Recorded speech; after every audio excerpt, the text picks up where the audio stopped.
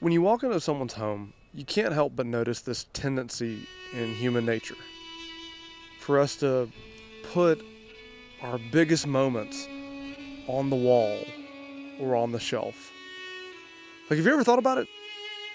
We literally put trophies on a shelf.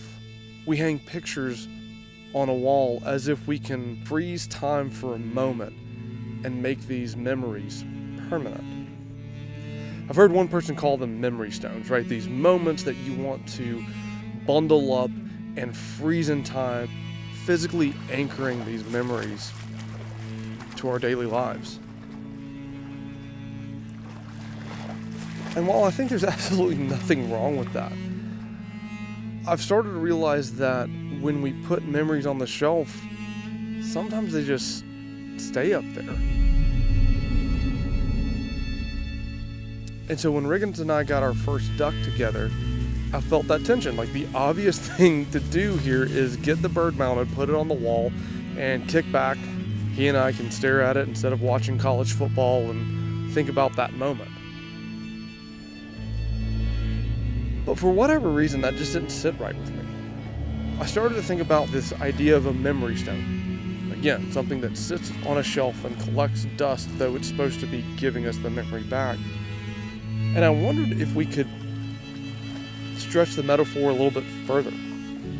What if we actually took memory stones and threw them back into the waters of our life? Like, made the memory make ripples.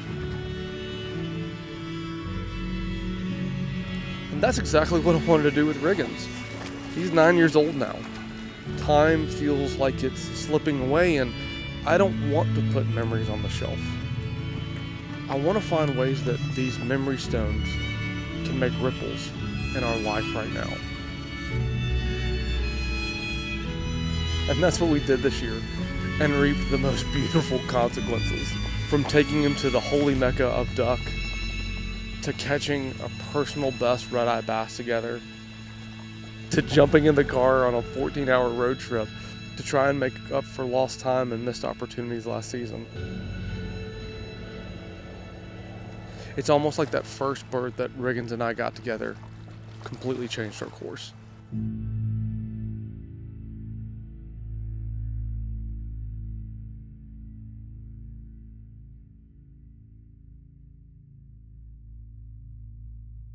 When Riggins and I were thrown into duck hunting, there's always been a state that's been on my mind. Arkansas.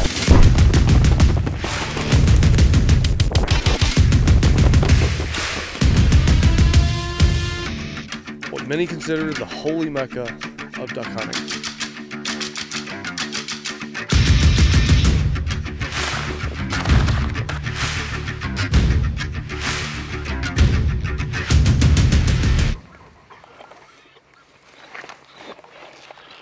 Now, in my head, when Riggins and I got the invite to go up to a lodge in Arkansas that specializes in great duck habitat, excellent hospitality, and of course, a focus on premier hunting, the answer was an automatic yes, and when can we come? As logistics would have it, it would be the last 2 days of duck season, which I thought could be the exclamation point of what Riggins and I were trying to do. Unsure of how this would all work, he and I started training on a dog stand. We got out in Alabama in the worst conditions. And of course, we tried our hand at getting some Alabama birds to come to hand. In my head, there was no such thing as over preparation. We needed to work and train and work and train, and that... Bring it back. Good that's boy. when I got humbled. Good boy. All right, come. Riggins, come. Come. You're okay. Okay, Riggins, come. It sounded like he had stepped on something, a nail, a sharp stick, something that had like punctured his leg. He was just in immense pain. So in my waders, I went and scooped him up, walked him back, sprinted back to Birmingham, and took him to the vet.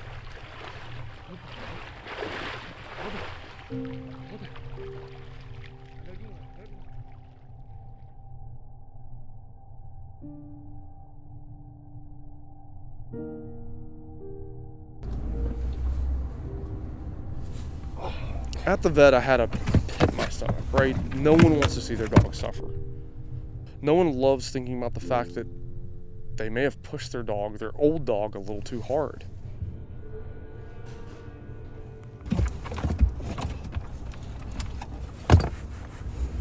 And problematically, Riggins likes going to the vet, so he was wiggling around the whole room, making it very hard for the vet to tell what was wrong. The longer we sat, the more we figured out that he actually had a neck injury.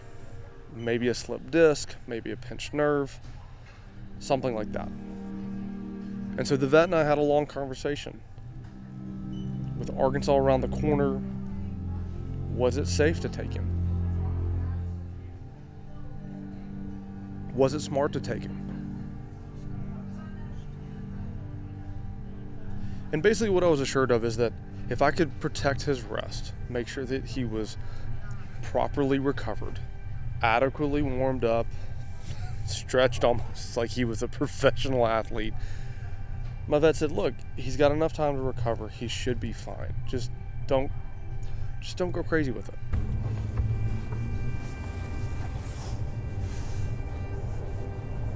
And that's kind of what I did. I went crazy with making sure Riggins was in Arkansas shape. So he got pampered at home. When I looked at the trip to Arkansas, I rented a truck to make sure that there was a big enough cabin so that I could fit a bed so that he would actually be able to sleep all the way up.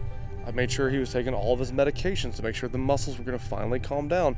I literally checked all the boxes, right? And the day before we made the trip, my wife and I talked about it, and we were like, yeah, he's in a good spot.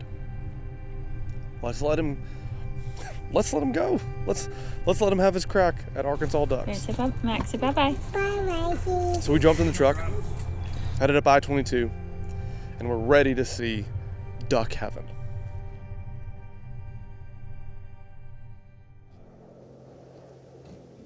If you're like me, when you say Arkansas, you're thinking about clouds of mosquitoes.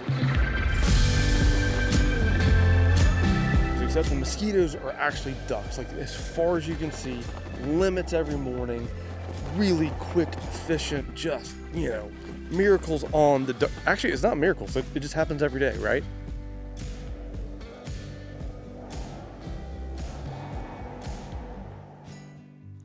But of course, with my subpar fishing luck and honestly pretty terrible duck luck, it wasn't surprising when the first day was a wet and misty slop.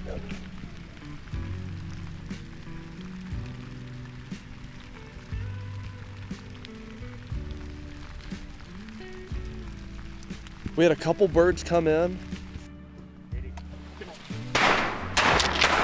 Thankfully, 2 got dropped. Get it, Riggs. Bring it back.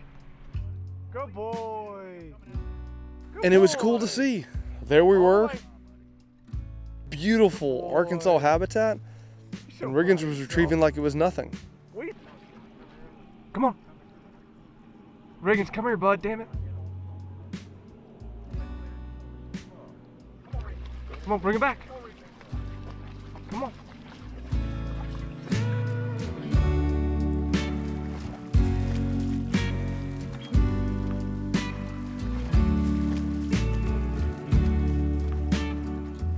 There was actually the moment where the teal dropped way out of sight and we couldn't find it. And we released Riggins thinking maybe he'd have a shot at it, and Riggins took down a cripple like it was no big deal. Again, that duck instinct just came through. Teal? Yeah. Teal, okay. Good boy. So at the end of day 1, I was encouraged, but at the same point, 2 ducks for 4 guys, not the stuff of legend.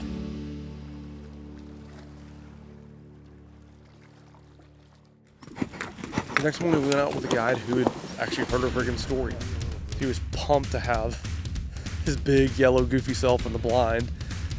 And of course had to warn him about Riggins' bad etiquette, how he wanted to sing after every duck that comes in, like just how excitable he is because he sees very little ducks in Alabama.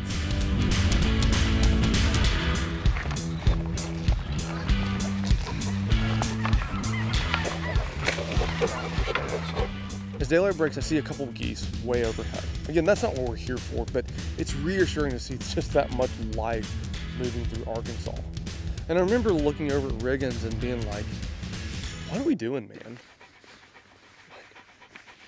You belong here, Riggins. You have the instinct. I don't know what the heck I'm doing. But here we are in the center of the universe when it comes to duck hunting. Somewhere I never thought I'd be. But I was, absolutely thrilled to be there. Lost in thought, waiting for the coffee to kick in. You actually sit and sit and sit. In a very weird way, Riggins and I are well prepared for this. This is Alabama ducking 101 of not seeing anything. But of course, to our guide, this was deeply offensive. This is not how the day is supposed to go. This is not how we're going to finish the season in Arkansas. So we break down the blind and sprint over to another spot of the property. This time we're going to try to get to where we know ducks are working. And sure enough, when we pull up in the truck, 100 scatter off the pond we're on. We kind of all nod, hope that they're going to work back in, and make quick work of getting to a pit blind. We get set up. I, of course, have to pretend like I know the etiquette of pit blinds, how to maneuver camera equipment, what to do, how to get my stuff organized, and of course, helping Riggins get acquainted with being basically in a tin bucket and something he's never done before. About a half hour later, we finally are settled. I've decided to leash Riggins in the pit blind just to make sure that he doesn't break or release when he's not supposed to, especially since it looks like these birds are going to come in really close. I just had this bad mental image of him taking a run at cupped up mallards and ruining it for everyone. Since we had bumped off a lot of birds from driving in, this was a positive sign, right? These birds are going to work back through. This is where we're going to be able to have that Arkansas moment. And sure enough, we get a couple whacks. Then, without even a proper spread, we had a group of geese come in. Our guide was working a call. They were receptive to it. The last second they pulled up, and my cousin Reed made a clear shot, and boom, down goes the goose. I undo his leash, which he's been, jumping and pulling on. I was like, get going, buddy. And he takes off in the back lagoon to get his first goose. He's running.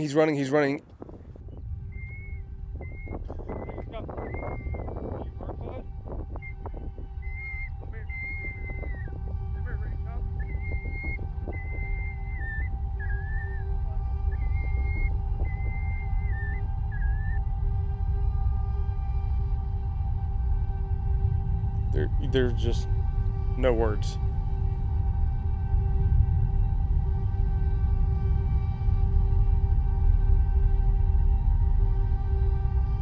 But I knew his injury history, so I scooped him up, calmed him down, and walked him back to the truck.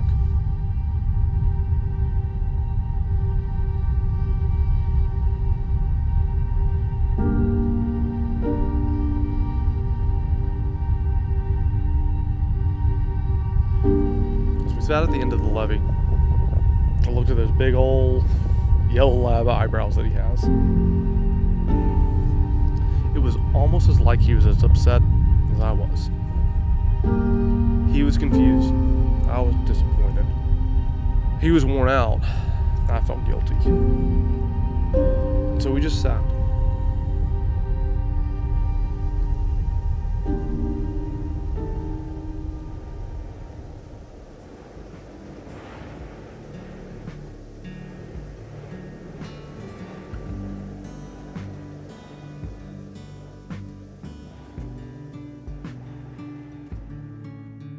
And then the annoying thing about Riggins is you can't keep him down. I swear it's like dealing with a toddler. Within about an hour, he was running around, not responsive to my commands to calm down. He kept on wanting to sprint to the blind, was whining about not being able to go to the blind. He kept on calling him back, but of course I can't put him on a leash because his neck's tender, so I just have to deal with the fact that I have a disobedient, 90-pound, yellow-haired toddler who really wanted to go back to duck hunting. Thankfully, the decision was made for me as I see everybody pop out of the pit. Riggins runs down to him, and in a wonderful moment, everybody gives him a bear hug and checks on him and makes sure he's okay. Back at the Elms Lodge, we have a hearty lunch, kind of pour over maps, thinking about we've got 6 hours left in duck season. What are we going to do? We have not a ton to show for it and very little time to try anything else. And that's where the crew settled on the fact that we should go to the best spot for pintail. Late in season pintail are really discerning. They can read a spread like a PhD mathematician. They're just not going to give in to little stuff. With a wink and a nod, everybody said some pintail would make the season right.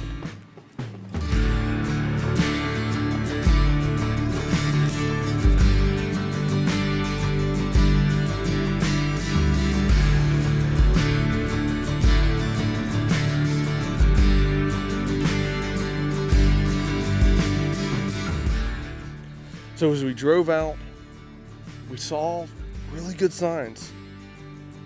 In opposing fields, there was birds working. We should get a last late push of birds in the evening. Now, all of this, to an extent, is going over my head. We don't get pintail in Alabama, or at least where I am. We never see them.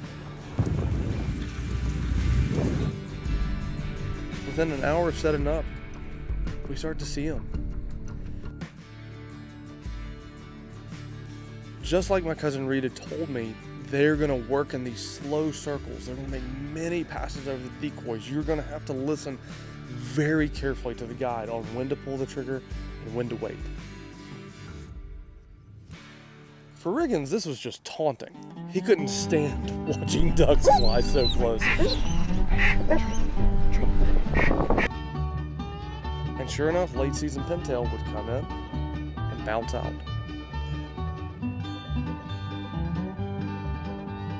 Finally, we get a good group. Slow and steady, they're coming in.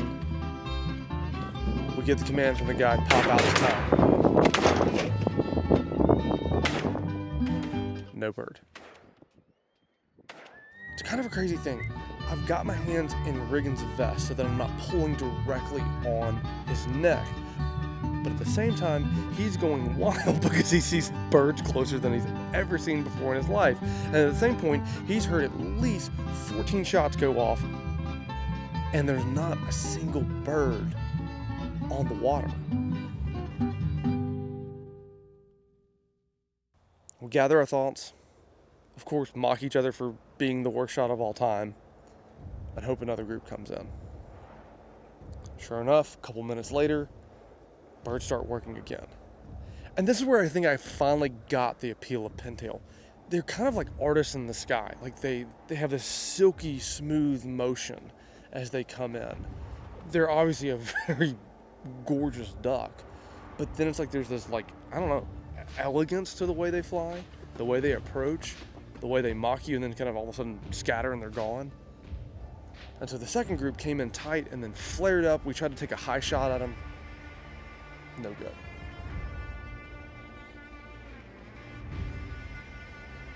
And so all of us, looking at the setting sun, third time's the charm, right? This time we actually get a couple birds to sit.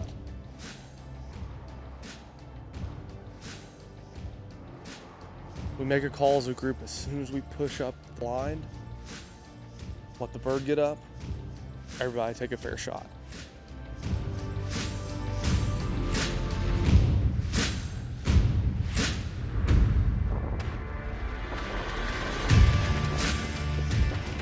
As those birds hopped over to the next rice pond, I had this weird clarity start to sink in.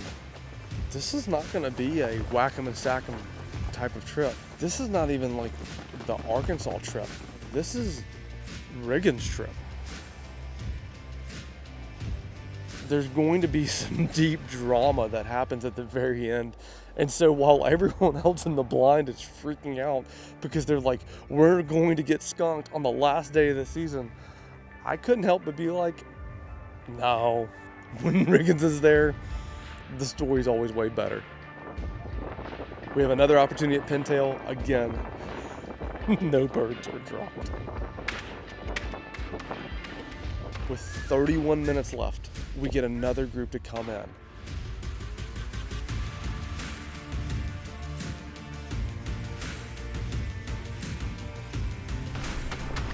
And still, they elude us. With 12 minutes left in Arkansas duck season, we see another group approach. Everyone has this dejected yet hopeful yet anxious as all get out look on their face, knowing that, like, is this the last time I'm going to pull a trigger until the fall? You can see folks kind of sweating, and it was 40 degrees. A group starts working in. Our guide looks at us and says, dude, this is it. There's not going to be another group. We've got 8 minutes left. Everyone be cool.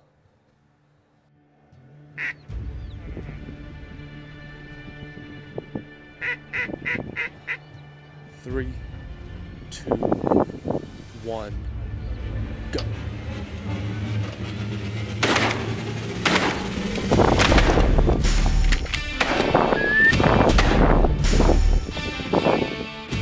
Bird drop.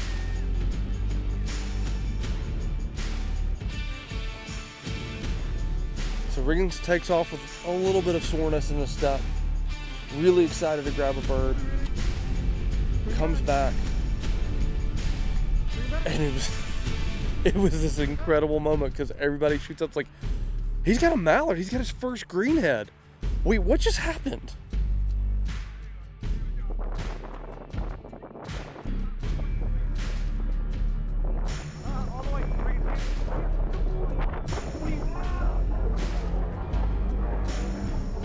Riggins, who will never back down from a crazy story, comes sauntering up, very proud of himself, as if he knew the weight of the moment, shook off the water, and dropped at my feet. Beautiful Arkansas greenhead.